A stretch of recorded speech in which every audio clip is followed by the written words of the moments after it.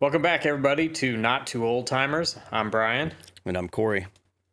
and we are two not too old timers sitting around telling stories and talking about things. So, Corey, what would you like to talk about today? Well, last week we talked about military experience and dealing with dirtbags in the military.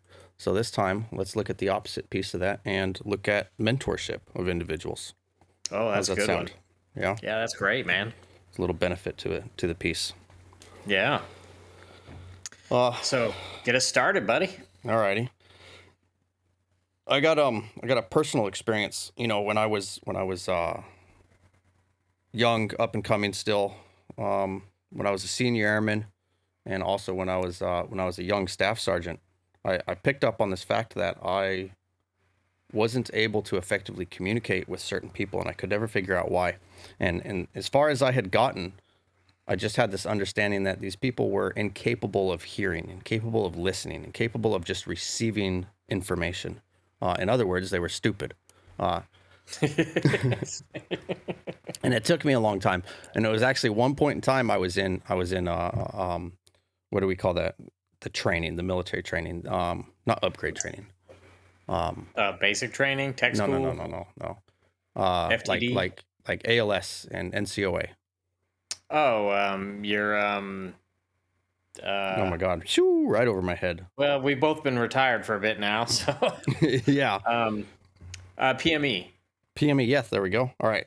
So I was in a PME course, and a particular lesson came up, and I'm gonna have to talk about this lesson just by what I remember and not pull it up and do the research on it.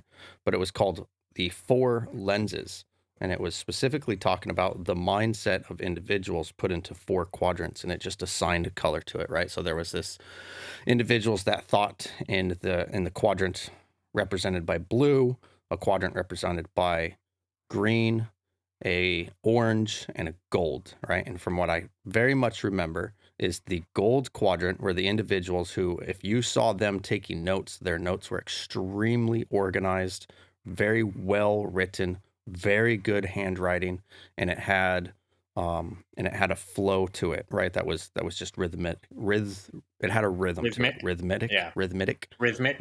Yeah. Yeah, that. Um in the opposite corner, and you can see it as a square, right? In the very opposite corner to that was the blue corner, where if you saw their notes, it was very vibrant with colors, and it had a lot of like pictures to it, right? A lot of heartfelt emotions expressed in the actual notes themselves. And then there was the what is that, blue? There was the green, and then the orange, right? And so we took this survey, and I had to fucking look at how what mind was, right? This self-awareness of what quadrants is my mindset. And I was a little bit in the green, I was a lot in the orange, and I was a little bit in the gold, right? Heavily in the orange. However, where like there's a lot of mathematics and stuff like that, right? Right. But I was like zero in the blue, right? Completely absent, bottomed the hell out in this blue quadrant. And I started realizing that this is the mindset of individuals that I could not communicate with, right? Like I couldn't effectively get through it. And come to find out that it was my approach into conversations with them, right? That initiated a conversation with individuals that were in this blue lens, I had to start the initiation of the conversation very differently. Because for me, when I'm receiving information, like let's say we're talking about work stuff, if you're going to come up to me and you're going to start talking to me about how the weekend was and how your sister-in-law is doing and blah, blah, blah, blah, blah. Yo, dude, I'm working.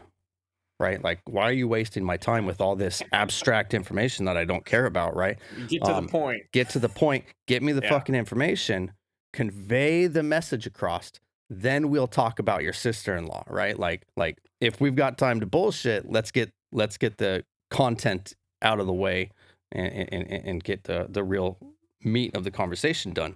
But it turns out that that approach that I was so apt to using was too direct for individuals that were in that blue quadrant, right? And I had to completely change or recognize when someone was in those blue quadrants, of mindsets and change the way that I approached information, so that when I did finally get to the important matters, the matters that I felt was vitally important to communicate, they were open to receive that message because they were open into the conversation, right? Like almost I felt like it took them a while to realize that we were having a conversation and they needed to pay attention to it. Okay. Right? Yeah, And so I I actually had follow to you. force myself to change the way they do. And I'm so glad it did, because years later, I was able to really utilize that in mentorship of individuals to strategically sit down with them and look into what's been going on in your life, and then get into the content, the meat of the conversation. And so I started realizing that there's always, there's always lessons, there's always pieces to take away from those PME courses. A lot of the times we go into the PME course, right, and we have this box checking mentality. We're doing this just to get it done, right? Right. There's Right. seldomly something that can be presented that's going to be of value to me, or of something that I'm going to apply directly to how I operate, and mainly because it doesn't affect directly with the job, right? It affects more directly with developing yourself as a leader, as a manager, as a mentor, blah blah blah. So later on, when individuals would graduate these PME courses, whether it be ALS or NCOA, I would always grab them after their class had finished and they came back to the shop, and ask them, what was the one thing that you brought away from that's going to change the way that you navigate, the way that the way that you supervise your troops, right? Because that one lesson was it for me. That 4 lens lesson was it for me. It wasn't all the other crazy bullshit. It was that piece that finally broke through to, I have to change the way that I approach conversations with individuals to be more effective for them to receive what I have to offer, Yeah. and it's kind of funny because I was able to use that as a gauge as well, right? As to how serious they took their responsibilities as a supervisor, how serious they took their desire to lead and Right. continue on and better Right. themselves, but more importantly, better their troops. Yeah, and I think it goes without saying that a lot of people aren't born with natural communication skills, and that's really something that if you don't, say you're an introvert and you don't, you grew up not really communicating with a lot of people, or you were a single child or an only child, sorry, and you really didn't get the opportunity to communicate a lot. People don't learn those skills of, hey, you might need to approach one person one way and another person another way, just so that you make sure that the message you're trying to communicate gets across. hmm and not even just that, right? Sometimes you're used to communicating in a style based off of where you grew up, right? So Yeah, like the yeah. way that people in California communicate is completely different than the way that people communicate in Tennessee, you know. Uh, yeah, I was gonna make a Valley Girl reference there, but Do I it. changed my mind. Do it. Well, one's the Valley Girl, one's redneck, so. But yeah, you're right. And because you do, especially in the military, since we are talking about the military in general, um, you get all walks of life in a specific, when you're working in a shop or when you're running a shop, you get all walks of life in there. And you really have to know how to approach certain people, or, and they tell us, ultimately, they tell us, hey, everybody's the same. You all bleed red, white, and blue, but personalities are different, and you can't really address one person one way and another person a different way, and hope to get the same results. You know what I mean? True. You do have to tailor how you speak directly to an individual Yeah. if you're looking for them to receive the information effectively. Slightly different. Right now, if you're just addressing the masses, No. Well, yeah. you Then don't you do that just on an individual way. It's a completely different right, manner, right? You right, don't, in fact, that's a good point, is you don't address masses the same that you do on an individual basis either. Right. Right. Right. Yeah, during roll call, you don't, you address it as a group, and you have your group voice, and then you have your individual voice. And depending on the individual, that tone or that manner in which you speak, whether it's how quickly you speak, because sometimes I speak very quickly, or how slowly you have to speak, because some people can't really grasp, you know, a quick talker. Um, and again, and about the message you're trying to convey as well. During roll call, you just make sure everybody's there, pass along some safety meetings and the priorities for the day, and you're done. Whereas if you're trying to mentor someone specifically, you have to, like you said, you have to know exactly what you want to talk about, how you want to address it, and hope and ensure afterwards that they received the message that you were trying to give. Mm-hmm.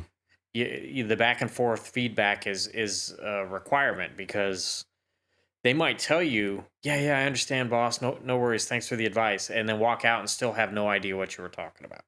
So you Right. need to make sure that they communicate back to you the message they received, so that you can either readdress it or give them a thumbs up and be like, great, you got it, hit the bricks.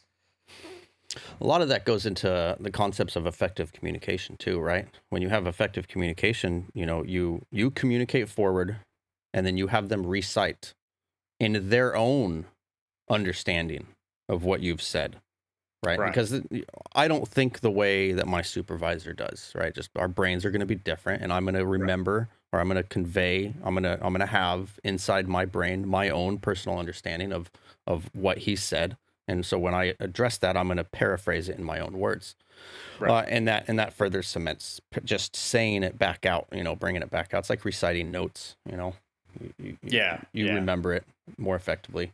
But you brought up a good point, is the pattern of speech when you just muted your mic, and it fucking totally just threw me off because Sorry, you had I this in the coughed. background. Oh, okay. I didn't want to cough in the mic.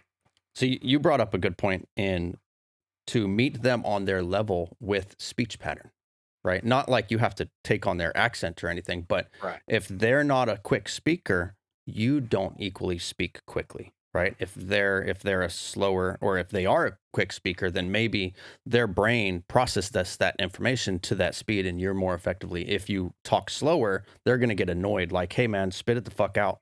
Like, Yeah. get to the Yeah. point, right? But I know I've had that.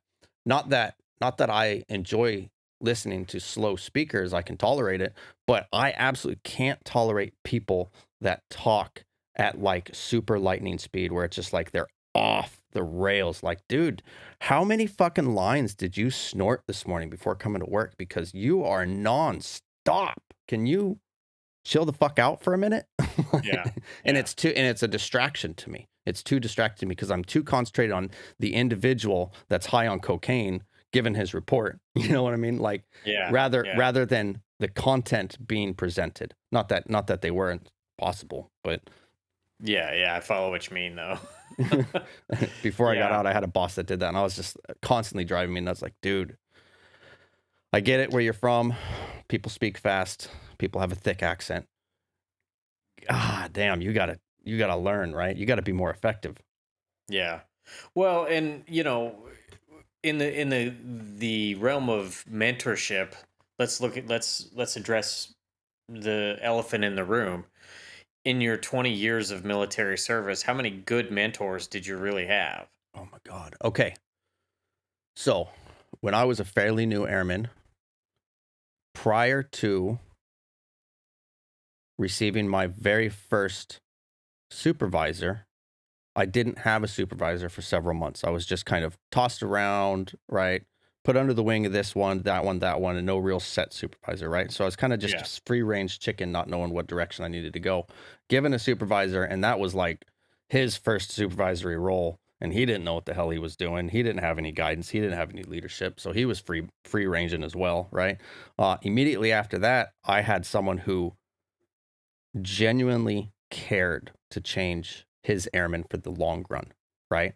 Right. And Right. me and that dude to this day are great friends. We haven't seen each other in what, 15 years, but we're great friends. It always will be, right? Because it was a massive amount of mutual respect, because he genuinely cared to better others, right? And Right. and that attitude, that desire to better others, even if that means you got to be an asshole and you got to be stern, you got to set your foot down, right? Like that dude was the one that actually turned me around and said, "Hey man, like all of these problems right now with the military that you keep getting yourself into, they're not going to stop until you stop it. It's up Right. to you, right?" And up to that Yeah. point, I was just thinking, they're out to get me. Everyone's fucking with me. Everyone's out to get me.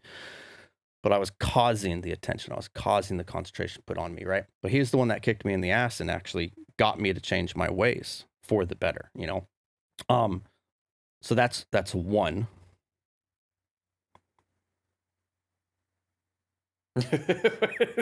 The long Wow. silence. Are you okay? What? Wow.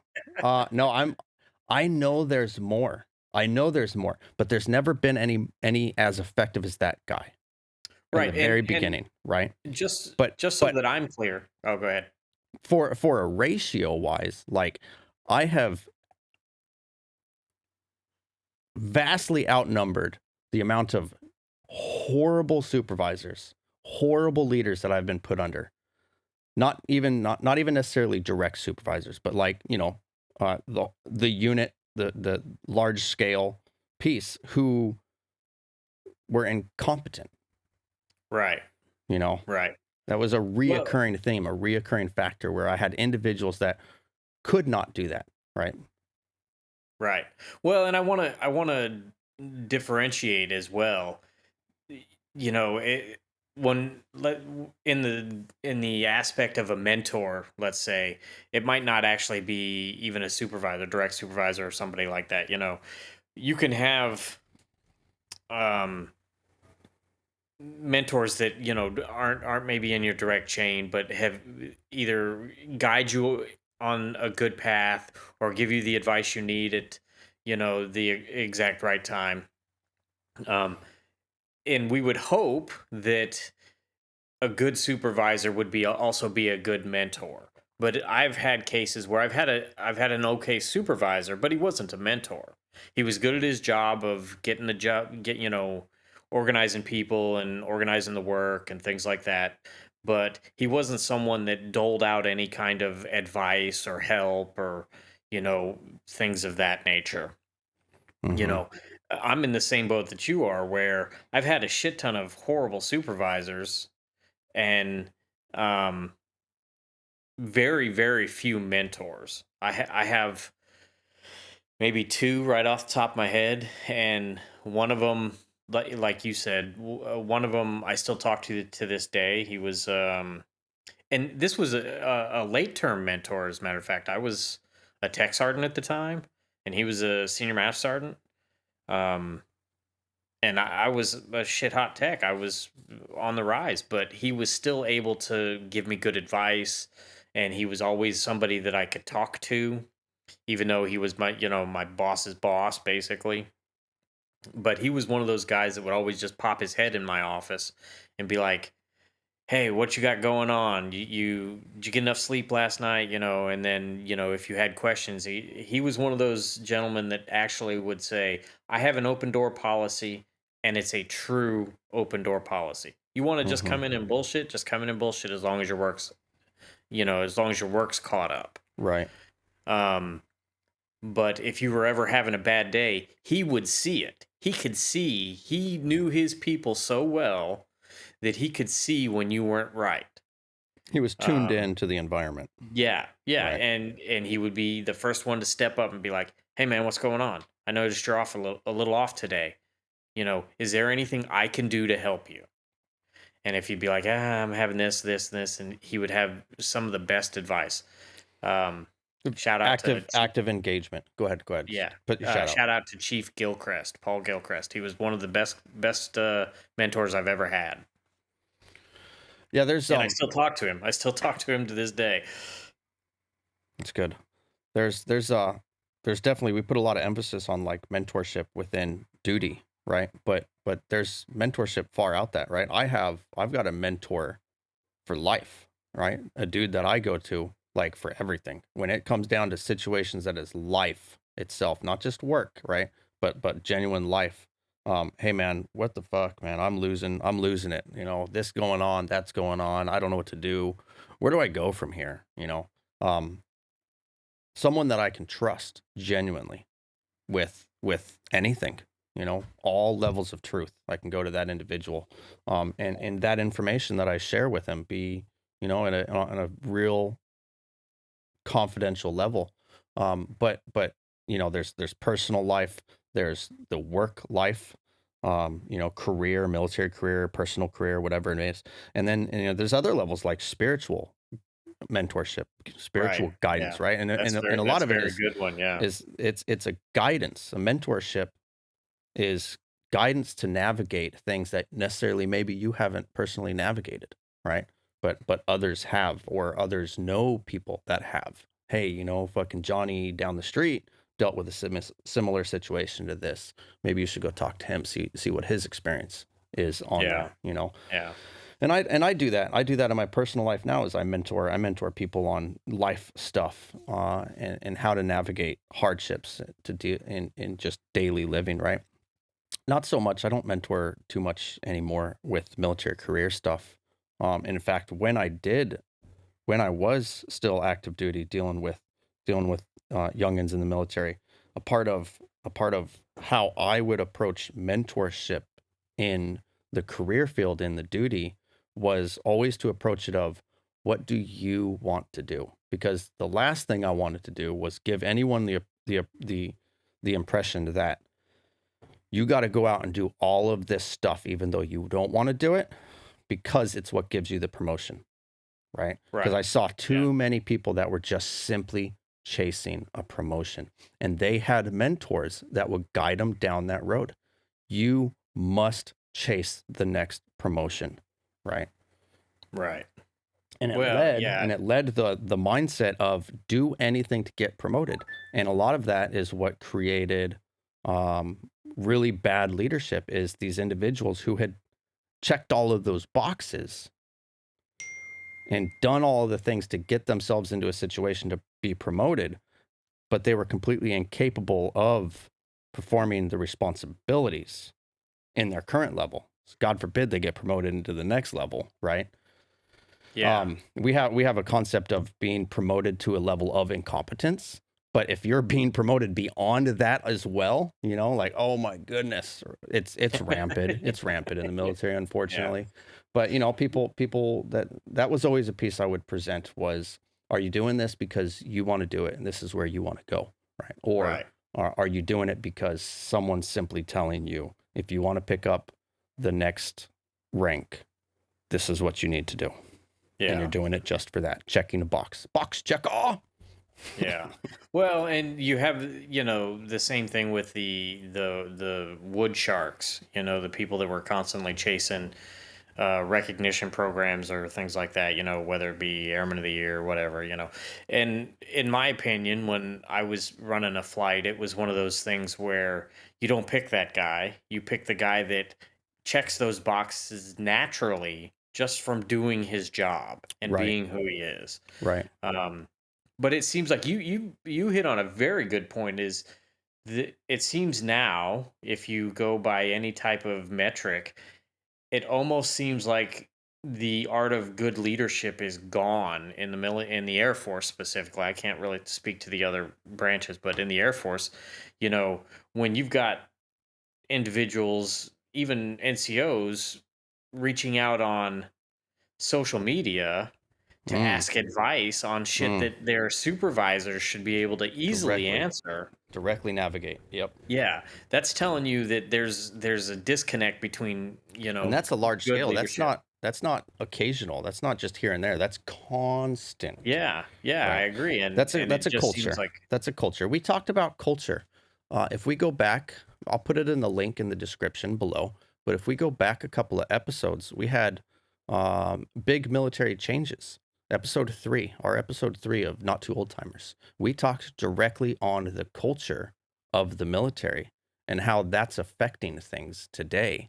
in our effectiveness, right? And like you just said, we have a culture, I'll use it in my words, we have a culture that is incapable of directly confronting the issues that need to be confronted at a supervisor level, right? Just a simple supervisor level. Like simple supervisor level is the basics, right? Yeah. Yeah. That's not even touching leadership aspects and mentorship aspects, because that's the way I view it. I say, first off, you got to learn how to supervise, which is like the paperwork, the disciplinary actions, the instilling discipline, Yeah. motivating, right? Yeah. Then you've got the leadership aspect where you're looking at the crowds, the masses, a larger population than the one-on-one, right?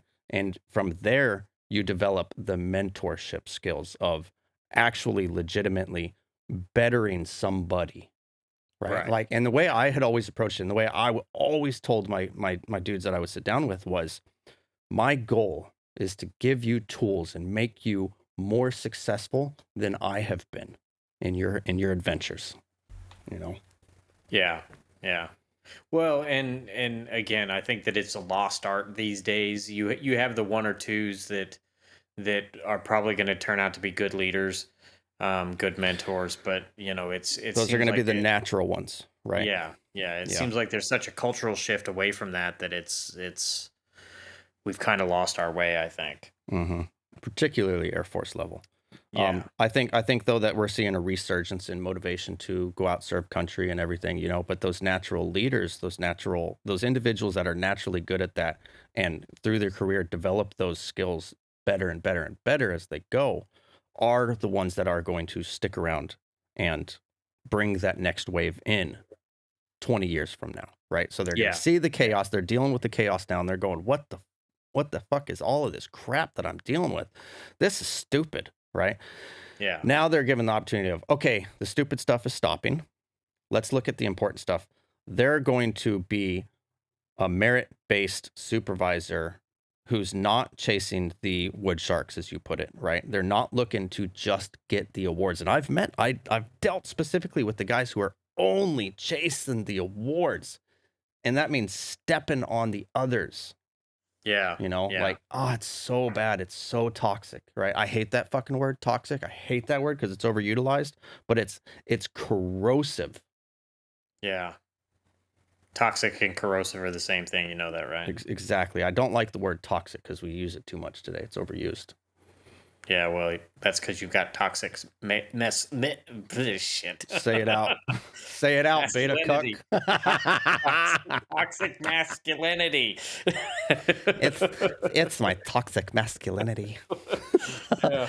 uh Uh, Dude, yeah, I was in a meeting one time and we were looking at oh man, we locked ourselves in the room and we had some stuff come up, right? And so we got the entire senior tier into this room of the career field across the base, and we went in like throwing punches. We were fucking mad at each other, like legit mad.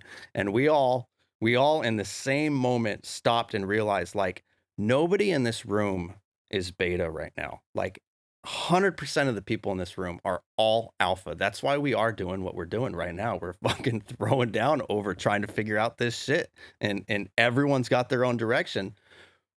This is not conducive just yeah. to leaving the room. Like, before we leave this room, no matter what, we have to have this squared away so that we're all on the same page when we leave. Right. I don't give a fuck if we leave with black eyes. Yeah. Well, and that's the thing,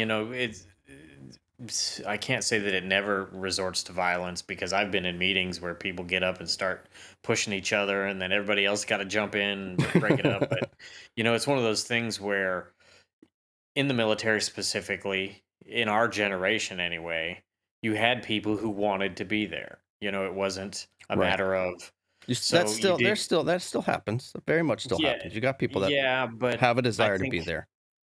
yeah, but I don't think they have the same desire that we had. Hmm. It's not like, and we're talking a generation of GWAT, Global War on Terrorism. And I was going to say, Um, what's the motivational factor? yeah, yeah. Whereas nowadays, that's not even a thing anymore. We're at what's considered a relative time of peace. So, but on the topic of mentorship, you've got all these airmen, and I know the Air Force is kind of leaning into it, but you got all these airmen that are the TikTok airmen. You know, the drives me batty. You see these security forces people doing um, TikToks while on duty, standing guard at a gate. Yeah. It's like, where's the mentorship there? Where's the supervision saying, "Hey, I don't care that you do TikToks, whatever, but you're supposed to be standing guard. This is supposed to mean something. Security is supposed to be important." And that's simple standard discipline standards, right? That's the basics of being a supervisor, is Right. instilling the necessary requirements. And hey, this is not going to happen anymore, right? Right. Yeah. But Well, but but and then and you can again, build on that. But you got to be able to be a supervisor prior to. It reminds me of the difference of like being a manager and being a leader, right? They're not the same. You yeah, can be yeah, a exactly. great manager. That doesn't mean that you're good with people, right? A manager is a small pocket of people, right? Yeah, In a yeah, time flow, an organization, a chart, and they may be very, very effective of that. But once you give them a larger population of people, they're completely ineffective. If you drop them back down to that managerial piece, once again, they're effective. yeah, yeah, So you got to kind of figure out where people are to be successful and put them in those places, right? And then take them out of those to test them to see if they're going to be competent, and give them the adequate training to be in there and give them the adequate experience to be there. And if they're not competent, dude, you can't leave them there. And yeah. I that's the agree. biggest problem we have, is we leave them there. And then they become the box checker, the wood sharks, and they pick up yet another promotion and it's like, oh, this is so bad. Yeah, yeah, and I know things have changed since I got out. I've been out for significantly longer than you, but um, I know like promotions have changed for the senior ranks, and just everything's changed. So I can't really speak to the. That's something that's going to continue to change, right? When you Well, take I mean, when you take it's evolving testing now, away and but knowledge yeah, based and all of this piece, you just there has been built a culture by the individuals who have been the award chasers and promoted off based off of the award chasers, right? That yeah, view the world as, if you're not chasing awards, you're not doing it right. And so we need to continue yeah, to promote the individuals that are solely chasing the awards rather than going out and being mission effective, right? And yeah, I've met, and it seems to be a kind of a constant where you have the individuals that aren't in the mission, and they go out and they only chasing those awards and they're getting them, right? yeah, And the ones that are in the mission aren't getting the awards because they're not up front. right, They're not in the limelight, right? They're not being seen because they're out getting dirty, you know. yeah, And so yeah, that environment that has been factored in, as when you, for instance, in the Air Force, you write your performance reports, you're putting all these awards in there. Awards feed more awards, feed greater, like a squadron award or a unit award feeds a squadron award, feeds a base award, feeds a MAGCOM award, feeds Air Force level award, right? Feeds the EPR promotion, you know? yeah, And yeah, so if you're picking up those chains nonstop in the current environment, you're going to be promoted. But you're not yeah, turning wrenches. You're not fucking downrange. You're not doing the things that are necessary. You're not even mentoring. You're not even leading the pack. You're just so concentrated on, oh, I gotta fucking be a softball coach. I gotta like all the shit that does not matter. yeah. The education, the volunteering stuff, and things like Mm-hmm. that. Mm-hmm. And you get those supervisors that when they encourage it, they can't be hypocrites and not allow you to do it. So you're taking time away from the mission, and you're doing all this other And stuff, that's and it's that's like, what's been encouraged, is take care of yeah, all of that stuff prior to yeah, the mission. Yeah. yeah. Well, you just got my blood They call pressure it up again, they buddy. call it Thanks. personal development. Yeah, yeah, They call it personal exactly. development. Yeah. Yeah. All And I right. and I Well. get it. I understand it. You got to better yourself if you're going to better your dudes, right? Yeah. To a Yeah. to a sense, I get it. But we're completely off the rails. It's Yeah. Not effective anymore.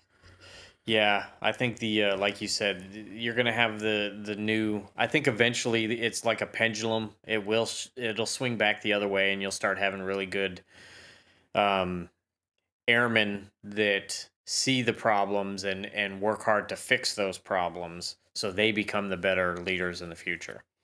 And that, yeah, you got to sit them down and you got to sometimes, I was speaking earlier on, you got to do the things that you don't want to do sometimes, right? But sometimes that means like you really got to do it, right? Yeah, If yeah, and it's not just about promotion, it's about bettering yourself because like I said, you better yourself, you better your people, right? But you have to have the proper, I guess, motivation, right? yeah, Is to, yeah. are you doing it just for the promotion or are you doing it for you? Are you doing it because you'll be able to use the tools to better your people, to be more effective, to be mission Right. capable on a greater scale, Yeah, right? yeah. I You got agree. to learn your people on an individual basis, but yeah, I remember one time we had a DUI in the shop, and I had brought everybody in. I want to say it was a Saturday, Sunday. I don't remember. It was a weekend though, and I immediately hit the commander up. I said, everybody's reporting in. Everyone's coming in their blues, right? And and I had everybody formed up, and I fucking just started tearing into them. And and as soon as I was done, we took a formation photo and I passed that photo out to every single one of them, right? And this was the effective communication. I just finished chewing their asses for I don't know how long, fucking an hour, 2 hours, right? And then I passed out that photo and I told each and every one of them that you're looking fucking sharp. And I want to make sure that you continue to look sharp and that you're not the next one that gets a DUI, runs to a telephone pole, and the next formation photo that we take, you're not in it, Yeah, you know? yeah, yeah. And that's yeah. Yeah, and again, I think that the the idea of mentorship has kind of been, it almost seems like it's been thrown out the window. It's like I need to lead from dictation and not mentorship. It's Mm-hmm. like, hey, I'm going to stand up here and tell you what you need to do, and that's it. I'm not going to explain it. I'm just going to say, hey, this is what needs to get done. Go do it. And you're It's and it comes out of the lens of they're wanting the same thing that I've wanted in my career, right. Yeah. which is not accurate. Yeah. Yeah. Because everybody's different. Yeah, you got to get with, hey, what's your goals? What are you looking to achieve? When Yeah. do you want to get there? And I think that's the importance of the feedback. You're required to give feedback every year. You know, well, but I mean, it's supposed to. But you had those supervisors that would come in, just throw the feedback form down, you sign it, and you hand it back. It's one. 1 week It's prior to submission of performance reports. Yeah. Well, no, Hey, I'm not. backdate I'm this. talking mid-year feedbacks. Yeah, The ones where you're really supposed to tell them what they're doing right, what they're doing wrong, so that they can improve themselves or continue on a legitimate good path. legitimate guidance, right? Yeah. Well, You know how I many had times you know how many times I got that maybe once, my entire career? maybe Zero, twice. zero, Oh, zero. I think I got it maybe twice. Yeah, I had And, a I had an amazing example of what not to do. yeah. No, and most of mine were like, hey, you got to think about education. Because when I was an airman, that wasn't, there was no, but as I became an NCO, they were like, hey, if you really want to progress, you're going to need education. It's a requirement. The CCAF basically is what it boiled down to. And that's a Um, key. That's known from the beginning. Like, hey, if you want to do stuff, if you want to do stuff in the senior NCO, you want to be a master sergeant, you want to go beyond above and beyond that. This is a requirement. You need to take care of this. It doesn't need to get done now, but it needs to get done before then. right. You Yeah. know, Well, and they were saying, hey, these are the things, if you want to progress, start knocking them out early so that you right, can progress slowly. You don't have to jam it all in. right. And I didn't listen. I didn't ever think that I needed to be. Um, I got the CCAF done, but everybody kept saying, "Hey, you need higher education is going to be better for you. If you can you have a bachelor's degree."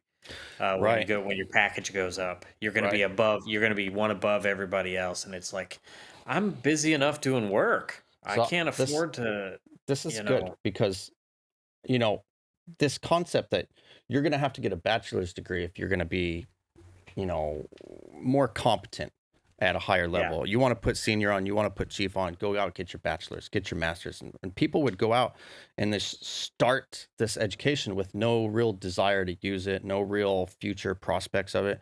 And they would yeah, go out and they would just pick something because it was easy to do. And it was like an unbelievable amount would go out and start this process of getting a bachelor's degree in in criminal what's it called? Criminal defense. It criminal was like, justice. what do you, criminal justice? Like, what are you gonna? You're gonna go be a prison guard? Like for real? Like that's what you're gonna do? Yeah, Like you yeah, realize you're an aerospace mechanic right now. yeah, Like, and it was they were just getting it for the BA piece, and they didn't have any desire to utilize it afterwards. They were getting it to fill in box checker, yeah.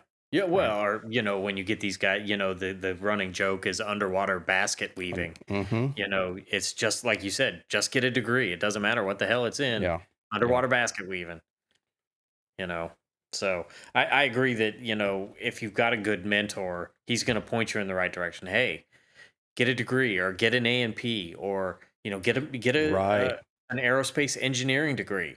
Mm-hmm. Get something that your education and experience can benefit you once you get out of the military. Mm-hmm. Mm-hmm. And it doesn't necessarily have to be something tied directly to your job currently, although Yeah. that helps, right? But if you're looking at this is what I want to do in the future, then Yeah. get that education to do that because Right. there's going to become a point in time. There's going to be a point in time where you're no longer in the military and you're now going to reap the rewards of the decisions you made previous. And if they were good decisions to set you up for future success, then you get those beneficial rewards. But Yeah. if you're making Yeah, I shit agree. decisions, you're just looking for the promotions and you're dealing with the stress and your fucking heart rate at resting is fucking 145, Hey, and I like resemble that remark. you're drinking monsters and you're dipping nonstop and then you retire.